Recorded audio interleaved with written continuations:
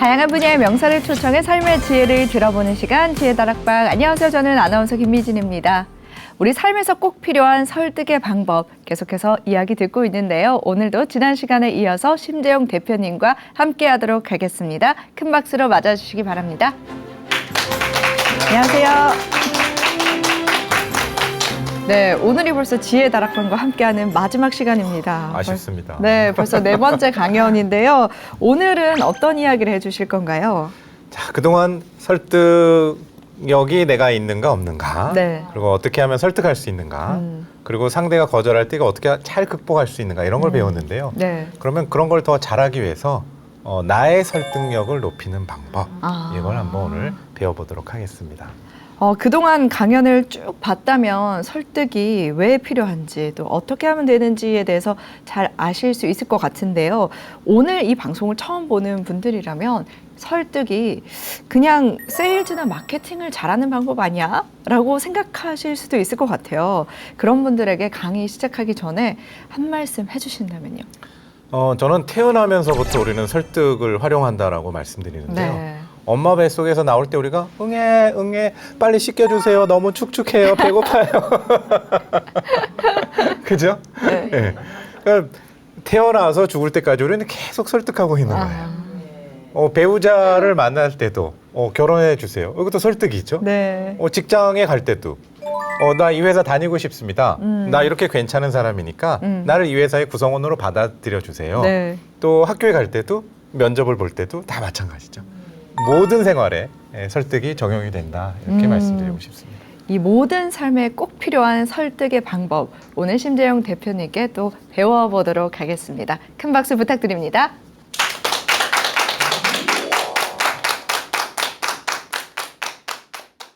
말을 잘하는 사람이 설득을 잘한다.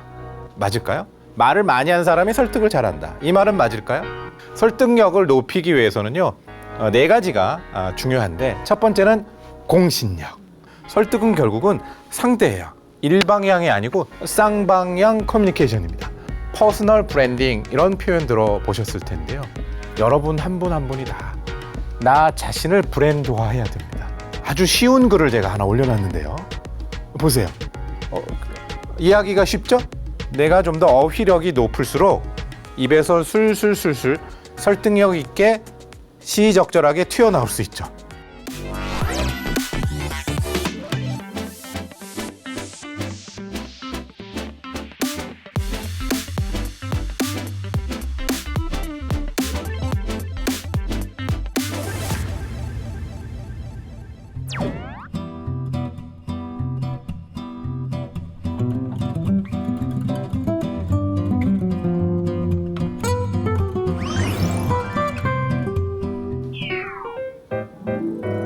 네, 오늘은 설득력을 어떻게 높이는가 이 방법에 대해서 한번 배워보도록 하겠습니다.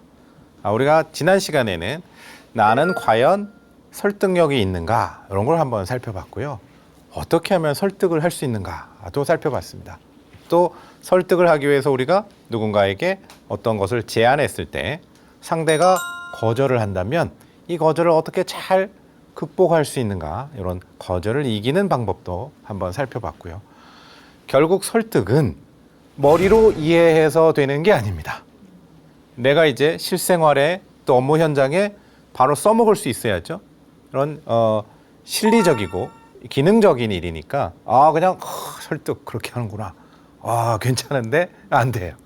연습하시고 자꾸 적용해 보려고 하셔야 되는데 그러면 나의 설득력을 높이는 방법은 뭔가? 오늘은 그런 주제로 한번 살펴보도록 하겠습니다. 자, 그럼 어떻게 하면 설득력을 높일 수 있을까요? 여러분은 어떻게 생각하세요? 말을 잘하는 사람이 설득을 잘한다. 맞을까요? 말을 많이 한 사람이 설득을 잘한다. 이 말은 맞을까요? 설득을 잘하기 위해서는 타고난다. 맞는 말일까요? 그런 것 같아요? 타고난 사람이 분명히 있겠죠. 심재용은 타고났을까요? 안 타고났을까요? 타고났어요? 저는 지난 시간에 말씀드렸지만 정말 수줍음이 많았어요. 그래서 누구를 설득하기는커녕 내가 뭐 배고파요, 뭐 주세요 이것도 잘 못했던 사람이에요. 그런데 연습을 하고 훈련을 하고 어느 순간 제가 이렇게 설득을 가르치는 이런 강사가 되어 있었습니다. 그래서 설득도 배우고 연습하시면 설득력을 높일 수 있는데요. 오늘 그 방법을 이제 하나씩 한번 보겠습니다. 설득력을 높이기 위해서는요, 네 가지가 중요한데, 첫 번째는 공신력. 나 자체가 상대에게 신뢰를 줄 수 있어야 한다는 겁니다. 공신력. 두 번째는 어휘력이죠. 시적절하게 적재적소의 단어와 표현이 튀어나와주면 좋겠죠. 세 번째는 전달력입니다. 여기에 너무너무 많은 것들을 가지고 있지만 술술술술 전달되지 않는 사람이 있습니다. 전달이 잘 되는 사람과 전달이 잘 안 되는 사람들의 차이가 하나 있습니다. 오늘 시청자분들과 여러분 너무 잘 들으셔서 제가 말씀드리는 건데요. 전달력을 높이는, 전달이 잘 안 된다는 느낌이 드는 건 뭐냐? 말에 끊김이 많습니다. 자, 설득을 높이는 그 네 가지가 있는데요. 이거 맞어요. 우리 말 잘하는 사람 뭐라고 그래요? 방금 전에 우리 김미진 아나운서님 말씀하신 걸 보면 끊김이 없죠. 구슬이 나뭇잎에서 뚜루루루 굴러서 돌돌돌돌돌 가듯이 아주 자연스럽게 흘러가잖아요. 그래서 우리 청산유수 그러죠. 네, 흐르는 물처럼. 그러니까 말에 군더더기가 없습니다. 그래서 뭔가를 말씀하실 때 가급적 군더더기를 얘기하지 않는 게 일단 말 잘하는구나 이런 느낌을 주기에 더 효율적이죠. 전달력이었고요. 그다음은 이제 관찰력이에요. 상대가 중요하다고 제가 계속 강조해서 말씀드렸잖아요. 설득은 결국은 상대예요. 일방향이 아니고 쌍방향 커뮤니케이션입니다. 상대가 어떤 성향을 가지고 있고 지금 어떤 상태인지에 따라서 메시지도 달라져야 되고 여러 가지 달라져야 되는 겁니다. 자, 그래서 이 네 가지를 어떻게 하면 높일 수 있는지 그런 측면에서 한번 보도록 하겠습니다. 첫 번째, 공신력을 높이는 겁니다. 신뢰를 주는 건데요. 이제 좀 더 공적인, 공식적인 인정받을 수 있는 신뢰를 준다는 거죠. 이걸 이제 업무적으로 얘기하면 내가 더 권위가 있으면 좋겠죠. 설득 스피치 제가 1타입니다. 이러면 좀 더 저 사람 얘기 잘 들어야겠구나. 이렇게 되겠죠. 만약에 우리가 가까운 사이라면요. 이런 비즈니스적인 상황이 아니라면 믿음을 줄 수 있어야겠죠. 이 믿음은 어떤 것에 영향을 미치냐? 우리 둘만의 사이에서의 믿음이기도 하지만 내 주변 사람들로부터 심재용이라는 사람이 평가받는 평판이 영향을 받습니다. 그러니 누군가를 설득할 때 이미 여러분이 사기꾼이라고 소문났는데 누군가한테 뭔가를 제안하면 이거 안 받아들여지는 거죠. 그러니까 내 평판을 관리하실 필요가 있고 가급적이면 내가 하는 업무에서 좀 더 내 권위를 높일 필요가 있습니다. 그 권위라는 건 반드시 전국 1등이 아니어도 되고 반드시 박사가 아니어도 되고 예를 들어서 한 업무에 10년 이상 근무하시면 전문가죠. 그러면 내가 카센터를 20년 했습니다. 여러분한테 자동차에 대해서 조언을 해주면 여러분은 나를 신뢰할 수 있겠죠. 그런데 자동차에 대해서 전혀 모르는 사람이 얘기하면 그건 아닌 것 같은데 뭐 그러겠죠. 그래서 내 권위를 업무적으로는 내 권위를 만드는 연습, 또 인간적으로는 내 신뢰를 그래서 평판을 관리하는 연습. 그래서 퍼스널 브랜딩 이런 표현 들어보셨을 텐데요. 여러분 한 분 한 분이 다 나 자신을 브랜드화해야 됩니다. 그래야 설득력을 더할 수 있습니다. 아무 권위가 없는 사람보다 아무 평판이 없는 사람보다 좀 더 내가 권위를 가지고 얘기하면 잘 먹히겠죠. 하루아침에 되지는 않겠지만 공신력을 갖추기 위해서 노력할 필요는 있습니다. 그런데 사실은 각자의 분야에서 오랜 시간 일을 해오셨을 텐데요. 제가 이렇게 만나보니까 이걸 상대에게 어떻게 잘 포장해서 공신력 있게 비춰지도록 만드는지를 잘 못 만드시는 경우들을 봤어요. 그래서 지금 제가 카센터로 말씀드렸는데 그러면 예를 들어서 저는 고등학교에서 자동차를 배웠습니다. 아니면 직업전문학교에서 자동차를 배웠습니다. 그러다가 카센터를 했습니다. 어디에서 했고 그래서 제가 카센터를 했는데 내가 좀 더 자동차의 전문가처럼 비춰지려면 오늘 배운 설득의 방법을 활용하면 어떻게 하면 될까요? 제가 그래서 13년 동안 카센터를 했는데요. 대충 계산해 보니까 72만 8천 대의 차량을 수리해 줬더라고요. 이게 이성적인 거예요. 카센터 내 오래 했습니다 보다는 13년간 일하면서 73만 이렇게 나가는 게, 그 정도 차를 뭐 고쳐봤으면 차에 대해서는 전문가겠구만.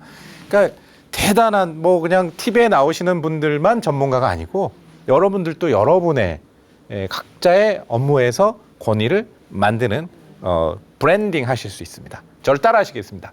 나 자신을 브랜드화하자. 시작. 네. 공신력을 높이는 방법이었고요. 자, 설득력을 높이기 위해서 우리가 두 번째 노력할 수 있는 건 어휘력을 높이는 방법입니다. 자, 화면에 아주 쉬운 글을 제가 하나 올려놨는데요. 보세요. 이해하기가 쉽죠? 무슨 뜻입니까, 시청자 여러분? 뭔가 뉴스 위크라는 것 같고, 예, 어떤 의미인지 빨리 저한테 좀, 아나운서님 좀 금방 저한테 좀 말씀 주실 수 있을까요? 네. 괜찮습니다. 아나운서님들은 영어 잘하시죠. 예. 그런데 우리가 이게 영어로 되어 있다 보니까 금방 안 와닿아요. 뭐가 문제예요? 어휘력이죠. 아는 단어도 있고 모르는 단어도 있다 보니까 이 뜻을 이해할 수가 없어요. 그러다 보니까 전반적인 문장이 이해가 안 된단 말이죠. 자, 그러니까 한글로 해놓으면 이해가 될까요? 영어는 영어여서 그렇다 치고, 자, 그래서 제가 한글로 된 걸 한번 갖고 왔습니다. 자, 화면에 뭐라고 돼 있죠? 법조문을 제가 올려놨습니다. 여러분 이해가 되시나요? 한글인데도 이해가 안 되죠? 왜냐면 그 법률 용어들이 있거든요. 예를 들면 추구한다, 추정한다, 간주한다. 이거는 그냥 일상생활에서는 간주한다, 추정한다는 건 대충 그렇다고 본다, 이런 의미잖아요. 근데 추정과 간주는 법률 용어에서는 굉장히 다른 말이에요. 기한과 기간은 다른 말이죠. 그러니까 똑같은 한글이라고 해도 그 단어 하나, 어휘가 의미하는 바를 우리가 정확히 알고 있지 않으면 저 문맥을 이해하기가 어렵습니다. 그러니까 내가 좀 더 어휘력이 높을수록 입에서 술술술술 설득력 있게 시적절하게 튀어나올 수 있죠. 결국은 말을 잘하고 설득력이 있다는 건 머릿속에 여러 가지 어휘력이 장착돼 있어야 됩니다. 시적절하게 튀어나와줘야 되는 거죠. 그러니까 한글임에도 불구하고 우리가 이해가 안 되듯이, 자, 그러면 한글일 때 우리가 어휘력을 높이기 위해서 시적절하게 그때그때 그 표현이 잘 튀어나오기 위해서 어떤 것들을 좀 공부를 하시면 좋으냐면, 여러분 국어 공부 열심히 하세요. 이러면 어렵잖아요, 지금부터. 그렇죠? 다시 10대로 돌아가기도 어려우시고, 저 네 가지를 조금 더 관심 있게 보시면 좋습니다. 예를 들면 사자성어. 그 상황에 맞는 사자성어를 딱 써주시면 여러 말 하지 않아도 설득력이 딱 있습니다. 저는 몇 가지 좋아하는 사자성어가 있는데요. 예를 들면 제가 어떤 기업에 가서 컨설팅을 하자고 제안할 때 잘 쓰는 표현이 있습니다. 줄탁동시 이런 표현 잘 씁니다. 사자성어인데 이건 이런 뜻입니다. 알에서 병아리가 깨어 나오려고 할 때 안에서 병아리는 요 껍질을 톡톡톡톡 깨겠죠? 자기 나오고 싶어서. 그때 어미닭이 위에서 한번 탁 쪼아준답니다. 이게 줄탁동시입니다. 사장님의 회사가 더 성장하기 위해서, 상장 기업이 되기 위해서 이렇게 노력하시는데 그 노력에 제가 한번 탁 쪼아주기만 하면 이렇게 예를 들었죠. 네, 또 제가 좋아하는 사자성어 중에 점적, 천석 이런 겁니다. 처마의 물방울이 바위를 뚫는다. 하루아침에 우리가 설득력을 장착하기는 어렵지만 물방울도 똑똑똑똑똑똑똑 100년, 200년, 300년, 500년 떨어지면 그 밑에 괴임돌이 이렇게 움푹 패입니다. 천년 고찰 이런 데 가면 그런 거 보실 수 있습니다. 그러니까 당장에 바뀌지 않더라도 오랜 시간 노력하시면 언젠간 그 성과를 이룰 수 있다, 이런 거잖아요. 영어로 하면 slow and steady. 천천히 가더라도 지속적으로 노력하면 뭔가 원하는 거 얻을 수 있다. 이걸 이제 제가 어떤 강의를 하고 나서 끝날 때, 혹은 근데요 이거 설득, 이거 강사님은 타고 나신 것 같은데요, 이거 뭐 배운다고 될 일이 아닐 것 같은데요. 이럴 때 그렇지 않습니다. 점적천석입니다. 오늘 당장 안 바뀌더라도 1년, 2년, 3년, 5년 훈련하시면 누구나 달라질 수 있습니다. 저 역시도 실제로 지난주부터 계속 말씀드렸지만 그렇게 제가 뭐 청산유수고 누구 앞에 가서 이렇게 제가 이렇게 강의할 거라고는 난 상상도 하지 못했습니다. 정말 웃기는 제 사담 하나 말씀드리면요. 제가 얼마나 어렸을 때 부끄러움이 많았냐면 친척이나 이런 분들이 이렇게 결혼하는 모습을 보면 저는 거기 이렇게 하객으로 앉아서 이런 걱정을 했어요. 나는 저 나이 돼서 저 결혼식 하면 저렇게 여러 사람 앞에서 저길 어떻게 지나가지? 뭐 부끄러워. 나는 저 결혼식장에 저걸 못할 것 같은 거예요. 너무 부끄러워서. 사람들 다 쳐다보는데 그렇게 부끄러움이 많았어요. 근데 연습하고 이렇게 됐죠. 자, 뭐 명언 같은 거. 그래서 제가 꽃을 버려야 열매를 맺고 강을 버려야 바다에 이릅니다. 이건 제가 사실은 누군가 제안할 때 예를 들어서 제가 뭐 영업할 때도요. 뭐 기존에 뭐 하던 게 있어요. 그러지 말고 내 걸로 바꾸세요. 그러면 혹은 지금 컨설팅 할 때, 강사할 때 기존에 하던 분이랑 하지 마시고 저랑 하시면 또 효과가 좋습니다. 그러면 근데 기존에 하던 걸 잘 안 내려놓거든요. 잘 안 바꾸거든요. 이걸 이제 현상 유지 편향 그럽니다. 기존에 하던 대로 가는 게 안전빵이에요. 변화를 두려워하거든요. 위험하니까. 그럼 저는 이렇게 얘기합니다. 뭔가 바꾸셔야 더 좋아질 수 있습니다. 그래서 화엄경에도 나오지 않습니까? 꽃을 버려야 열매를 맺고 강을 버려야 바다에 이른다. 강을 안 버리면 바다로 못 가요. 꽃을 버리지 않으면 열매를 못 맺고 이렇게 이제 예를 들어서 말씀드리죠. 명대사. 우리 그런 거 흔히 알잖아요. 신에게는 아직 12척의 배가 남아 있습니다. 신조 같은 것들도 좀 알아두시면 좋습니다. 제가 대학원을 다닐 때인데요. 수업에 좀 늦었어요. 뭐 오랜 시간이 10여 년 된 얘기입니다. 수업에 좀 늦게 갔더니 그 교수님이 이렇게 얘기하는 거예요. 저를 딱 보시더니 헐. 그 한마디에 우리는 너무너무 모든 게 함축돼 있잖아요. 하지만 저는 어때요? 심재용 당신이 늦은 것에 대해서 지금 비난하고 있는 겁니까? 아니면 그냥 유머러스하게 받아들이고 있습니까? 그 신조를 쓰시니까 그랬어요. 그래서 저도 저희 딸이랑 이렇게 얘기하면서 요즘 뭐 갓생 이러더라고요. 제가 피곤한데도 어제 같은 경우에도 그래서 나 뛰고 와야지 그러니까 아빠는 갓생이네. 그래서 갓생이 뭐야? 그런 걸 좀 알아두실 필요가 있습니다. 뭔가 어떤 목표를 정해서 열심히 부단히 노력하고 살고 이러면 뭐 좀 잘 산다, 열심히 산다 이런 의미로 G.O.D. 갓생 이렇게 표현하더라고요. 이런 어휘력을 높이면 시의적절하게 그 상황에 맞게 탁 튀어나올 수 있습니다. 예를 들어 저 사람은 좀 의심이 가요. 겉으로는 번듯하게 얘기하는데 선생님이 아니에요. 여기 보고 갈게요. 저 의심이 겉으로는 굉장히 번드르르한데 좀 나쁜 사람인 것 같다.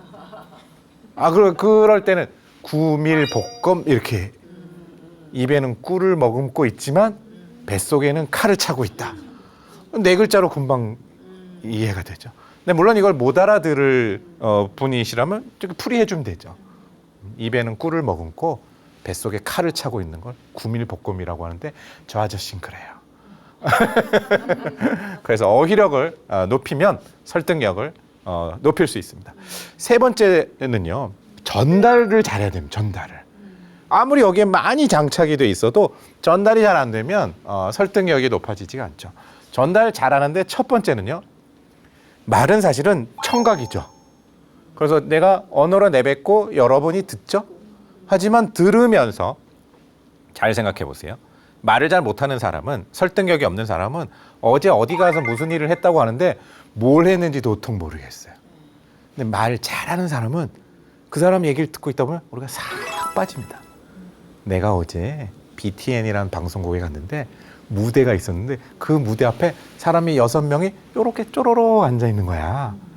말을 잘하는 사람들의 얘기를 들어보면 언제 어디서 누가 어떻게 그렇게 했다는 걸 내 머릿속에 그림 그리듯이 말합니다. 그러니까 청각적인 일이지만 말 잘하는 사람은 그림 그리듯이 말한다. 언젠가 제가 TV에서 박완서 작가가 나와서 그 아나운서분이 이렇게 완서 작가님께 질문을 하더라고요. 선생님처럼 글을 잘 쓰려면 어떻게 해야 됩니까? 했더니까 그분이 이렇게 얘기하신 거예요. 묘사하는 연습을 하세요. 처음부터 잘 쓰려고 하지 말고 그 상황을 잘 묘사하세요. 거기서 제가 좀 따왔어요, 사실. 박완서 작가님 표현을. 그러니까 우리 말하는 것도 마찬가지예요. 처음부터 강력하게 임팩트를 줘서 설득하겠다는 생각보다는 일단은 내가 전하려는 이 의사를 잘 묘사, 그림 그리듯이 말하는 게 좋습니다. 그래서 저를 따라해 주시겠습니다. 그림 그리듯 말하자. 시작. 그림 그리듯 네. 말하자. 자, 두 번째는요. 여러분 학창 시절에요. 지식은 굉장히 많으나 너무너무 졸린 선생님들이 있었죠. 너무너무 졸린 선생님들의 공통점이 있습니다. 말에 변화가 없습니다. 제가 한번 비슷하게 흉내내 볼까요? 자, 여러분, 그래서 오늘은 설득 스피치에 대해서 말씀드릴 건데요. 이 설득이라는 게 굉장히 중요합니다. 왜 중요한가 하면 말이죠. 설득이라고 하는 것은 1분을 넘기기가 어렵습니다.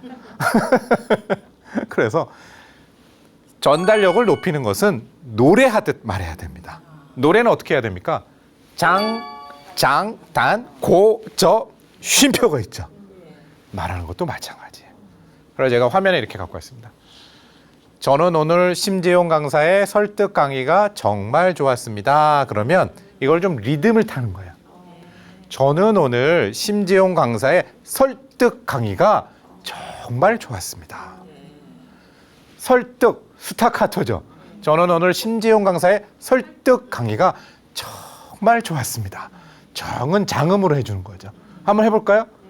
요 말이 동의되지 않는 듯한 표정을 지으실 필요는 없습니다. 자, 다 같이 한번 해보겠습니다. 저는 오늘 심재용 강사의 설득 강의가 정말 좋았습니다.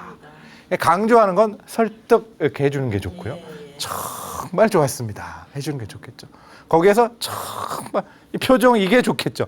정말 좋았습니다 보다는 정말 이걸 가미해주면 더 좋겠죠. 자, 두 번째는요. 스피치에서 중요한 기술인데요. 자, 제가 먼저 해볼게요. 우리가 설득을 배우면 인생이 달라집니다.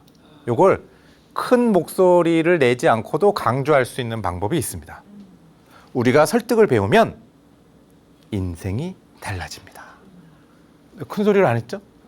우리가 설득을 배우면 인생이 달라집니다. 무슨 기법을 썼을까요? 다시 해볼게요. 우리가 설득을 배우면 인생이 달라집니다. 설득을 배우면 멈췄어요. 약간 멈췄어요. 잠시 멈춤. 영어로 하면 포즈예요. 예전에 CDP 이런 거 들을 때 참 요즘 CD 안 듣는데 편집해 주세요. 자, 잠시 멈춤이죠. 근데 이 잠시 멈춤 기법을 쓸 때는 좀 기술이 있습니다. 앞에 건요. 숨차게 좀 빨리 가는 게 좋습니다. 그리고 딱 멈춰요. 멈춘 다음에는 약간 정적이 흐르도록 시차를 둬요. 조용할 때 뒷말은 살짝 은은하게 해볼게요. 우리가 설득을 배우면 인생이 달라집니다. 자, 제가 한번 해보고 여러분도 한번 해보겠습니다. 우리가 설득을 배우면 인생이 달라집니다. 자, 이렇게 하면 안 돼요. 우리가 설득을 배우면 끌면 안 됩니다. 이러면 효과가 떨어져요. 우리가 설득을 배우면 인생이 달라집니다. 여러분도 한번 해보시겠습니다. 자, 준비 시작. 우리가 설득을 배우면 인생이 달라집니다. 잠시 멈추는 기법입니다. 그러니까 말을 잘하는 것도 결국은 장단 고저 멈춤을 변화를 주셔야 됩니다. 똑같이 얘기하면 자꾸 졸음이 오죠. 그래서 어떤 분이 이렇게 하시는 거 봤습니다. 막 이렇게 얘기하시다가 자, 그래서 여러분이 지금 막 박수 쳐서 잠을 깨우시더라고요. 자, 전달력을 높이는 네, 전달력을 높이는 그다음 세 번째 방법은요. 비언어를 활용하는 겁니다. 이게 손이 있어요. 언어는 말로 하잖아요. 근데 이렇게 말로 하는 것에 덧붙여서 저도 지금 이렇게 손을 쓰죠. 자, 손 하나도 안 쓰고 말로 하는 것에 덧붙여서 손을 쓰세요 하는 것보다 말로 하는 것에 덧붙여서 손을 하죠. 손은 제2의 입이다. 우리 설득 스피치에서는. 요걸 잘 쓰는 게 중요합니다. 뭐 이렇게 막 얘기하시다가 생각이 안 났어요. 제가 한번 해볼게요. 자, 설득을 연구한 사람이 헤럴드 요렇게 얘기하는 거랑 자, 똑같이 생각이 안 났는데 내가 손을 활용해 볼게요. 설득을 연구한 사람은 2초 벌었습니다. 내가 말을 안 했지만 손을 쓰는 동안 1, 2초는 벌었단 말이죠. 여기 손을 이렇게 잘 써준 거죠. 제가 아까 지난 시간에 이런 표현을 했습니다. 반복해서 말하라. 그렇죠? 예. 행동을 바꾸면 습관이 바뀌고 습관을 바뀌면 운명이 바뀐다. 그래서 제가 손을 이렇게 하죠. 행동이 바뀌면 습관을 바꾸고 습관을 바꾸면 운명이 바뀐다. 행동을 바꾸면 습관이 바뀌고 습관이 바뀌면 운명이 바뀐다. 점층법을 썼습니다. 점층법을 썼습니다보다 점층법을 썼습니다. 이게 점층이 훨씬 더 여러분에게 쉽게 다가왔죠. 이 비언어를 손짓, 몸짓, 눈빛을 잘 활용하는 게 전달력을 높이는 데에서 중요하죠.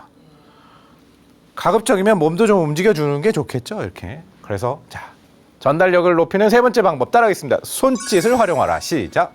손짓을 활용하라. 자, 네 번째는요. 이게 설득은 머리로 이해해서는 안 된다 그랬죠. 연습해야 됩니다.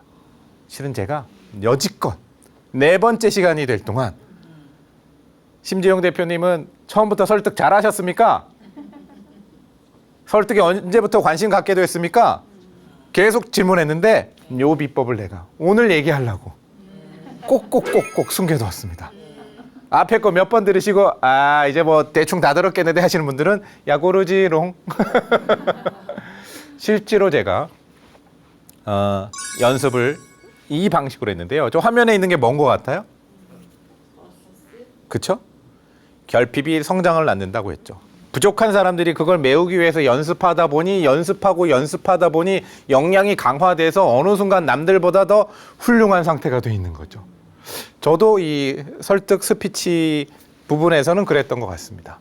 누군가 앞에서 말하는 게 너무 부끄럽고 너무 말하는 것이 어눌해서 버스를 타고 가면서 학창 시절부터 이렇게 했습니다. 내가 이렇게 버스를 탔습니다. 이렇게 지나가면 뭔가가 이렇게 막 지나가죠. 이렇게 갔다가 김미진 아나운서님이 훅 지나갔어요. 아나운서? 아나운서는 말을 잘하지. 말 잘하려면 어떻게 하지? 혼자서 이렇게 뭔가 화면이 확 지나가면 그 단어를 가지고 내가 자꾸 혼자서 중얼중얼 하는 거예요. 또 훅 지나가다 안경점이 나왔어요. 안경점? 안경점은 눈이 나쁜 사람들이 들어가지. 안경점에서 안경을 잘 팔려면 어떻게 해야 될까? 뭐 말도 안 되는 말을 혼자서 계속. 그러니까 단어와 단어를 이어가고 문장을 만들고 말을 이어가는 연습을 그때 한 것 같아요. 그냥 아무도 나한테 알려준 적이 없는데 그렇게 연습했어요. 그래서 그 다음부터는 항상 이렇게 지나가면서 어떤 사물이 보이거나 뭔가 독특한 게 보이면 그걸 이어가도록 연습하는 거죠. 여러분도 그래서 저는 예전에 어떤 세일즈맨들을 훈련시킬 때는 이렇게 했습니다. 예를 들어서 자기소개 한번 해보세요. 딱 한 단어로 해보세요. 한 단어로. 나를 한 단어로. 심재용 할 수도 있겠죠. 아니면 설득 전문가 할 수도 있겠죠. 한 문장으로 해보세요. 저는 설득을 연구하고 컨설팅하는 전문가입니다. 할 수도 있겠죠. 그러면 10분 시간 줄 테니까 나를 소개해보세요.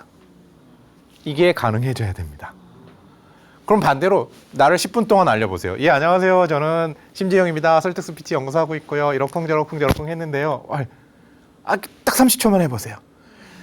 내가 얘기하려는 분야에서 30초가 주어지든 아니면 1분이 주어지든 5분이 주어지든 10분이 주어지든 자유자재로 얘기할 수 있어야 전문가입니다.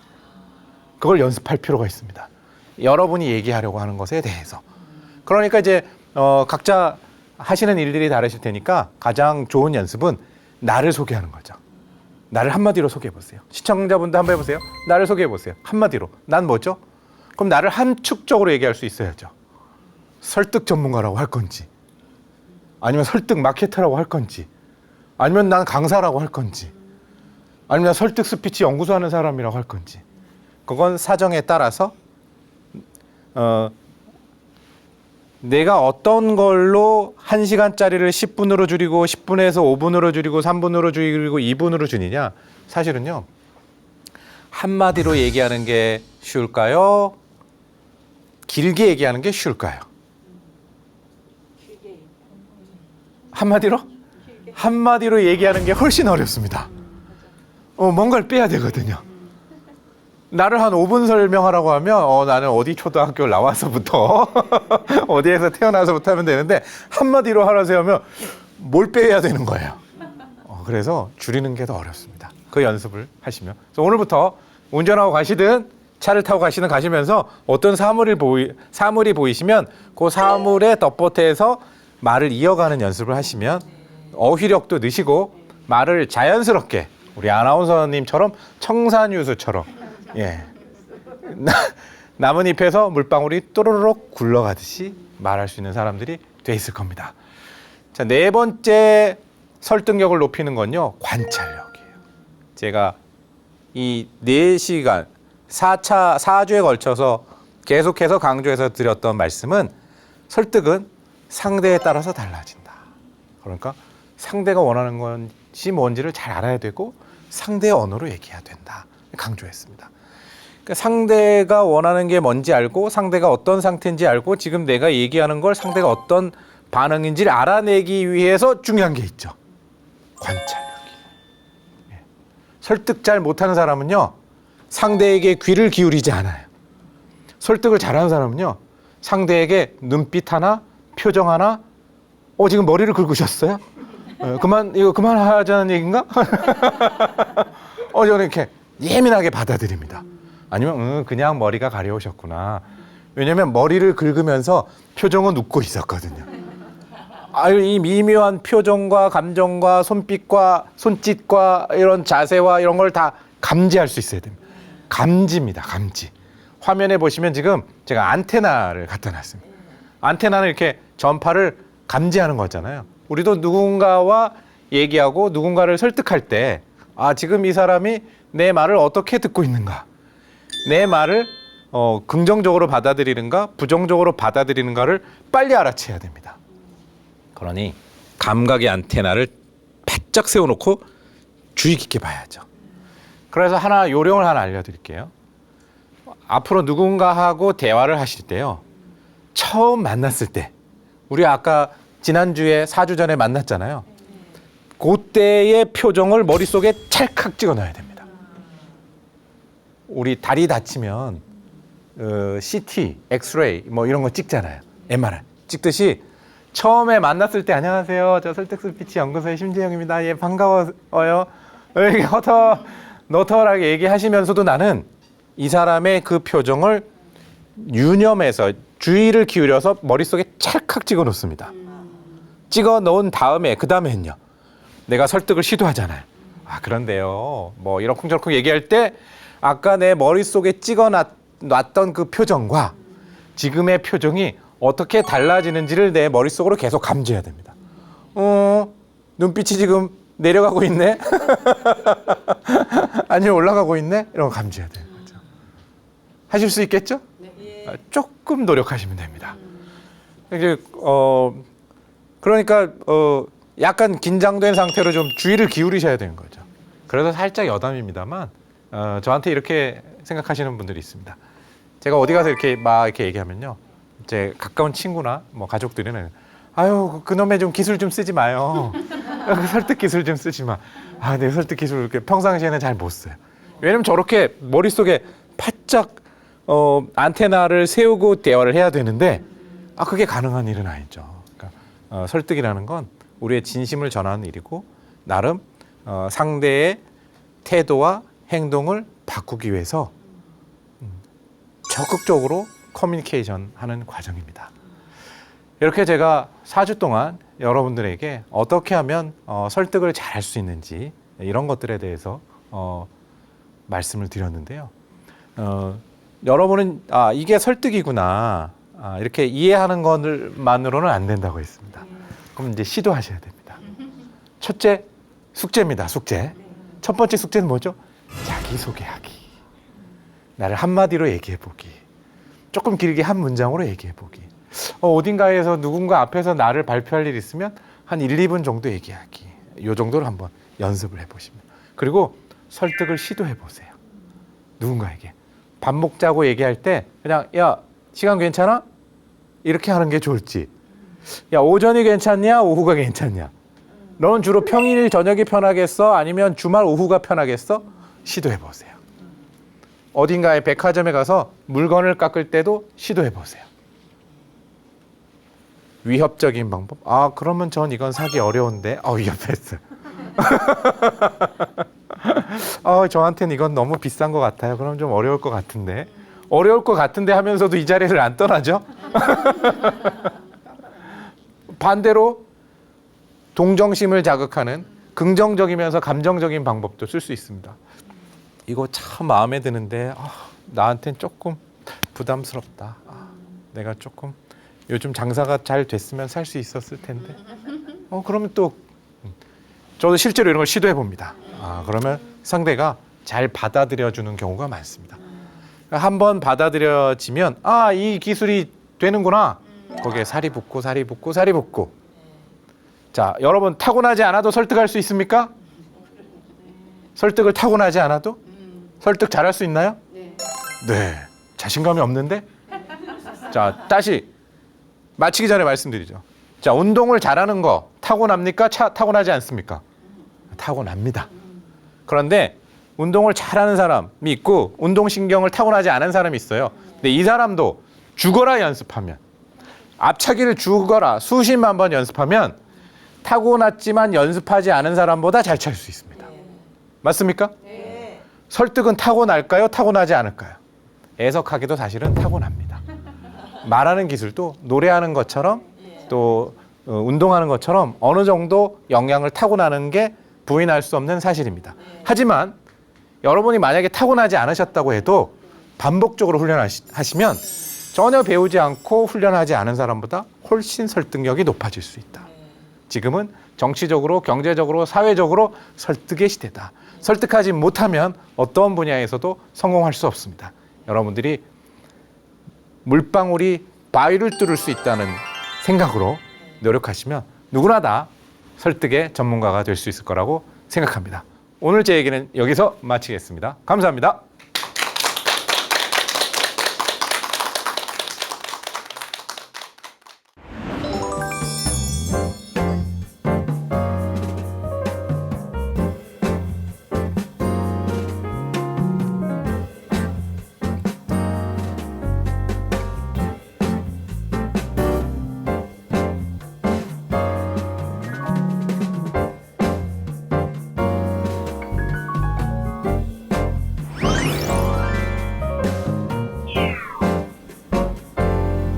네, 활용성이 높은 설득에 관한 기술 이야기 잘 들었습니다. 사실 강연을 듣기 전까지만 하더라도 설득을 잘하는 거는 말을 잘하는 사람이 아닐까라는 생각을 했는데 언변이 뛰어나지 않더라도 오늘 알려주신 4가지 방법을 잘 습득하고 연습을 한다면 설득력을 높일 수가 있겠죠? 네, 물론입니다. 네. 산 증인이 여기 있습니다. 네. 설득을 잘하기 위해서 가장 중요한 마음가짐 같은 게 있을까요? 첫째는 설득은 누군가를 속이는 기술이면 안 되죠. 칼을 잘 쓰면 좋은 도구이지만 네. 나쁜 곳에 쓰이면 무기가 되듯이 네. 설득의 기술도 누군가를 속이고 누군가에게 피해를 끼치는 데 쓰면 안 되겠죠. 좋은 일에 써야 될 겁니다. 네. 두 번째, 설득을 하기 위해서는요. 설득하려는 이 제안, 메시지에 스스로 확신을 가지고 있어요. 그래야 어떤 방법을 쓰느냐는 두 번째 문제고, 상대에게 제안할 때 여보 우리 여행 갈까? 여보가 여행 가는 게 유익하다라는 확신이 있어야 되는 거죠. 그래야 설득력이 높아질 수 있습니다. 네, 이런 설득의 마음가짐 잘 생각해 보시고 또 연습하면서 닦아 나가시면 좋을 것 같습니다. 마지막으로 4주차 강연을 마무리하는 시간인데요. 저희 지혜 다락방 시청자 여러분들께 한 말씀 해주신다면요. 설득은 특별한 직업군에 있는 분들에게만 필요하다라고 생각하시는 분들도 있고요. 네. 설득이라는 건 누군가를 꿰는 좋지 못한 기술이다라고 생각하시는 분들도 있습니다. 하지만 설득은 우리 인생 곳곳에 어떤 직업군이든 간에 모든 분야에서 설득은 쓸 수 있습니다. 그렇기 때문에 이 설득을 잘 배우고 네. 훈련하시면 각자의 직업에서 더 높은 성과를 내실 수 있고 가정에서도 더 행복한 삶을 영위하실 수 있을 거라고 생각합니다. 네, 이 삶에서 설득의 기술이 굉장히 중요하다라는 말을 많이 해주셨는데요. 이 설득이 가장 필요한 사람, 어떤 사람이라고 생각하시나요? 흔히들 우리가 설득하면 세일즈맨 네. 있고요. 아니면 정치인들이 선거에서 네. 저는 이 두 가지를 다 경험을 했습니다만 필요하다라고 생각하는데 그 밖에도 사실은 설득이 아닌 분들이 없죠. 강연도 설득인 거죠. 네. 여러분 설득 배워야 됩니다. 네. 라고 설득 배워야 됩니다라고 저는 여러분을 설득하고 있습니다.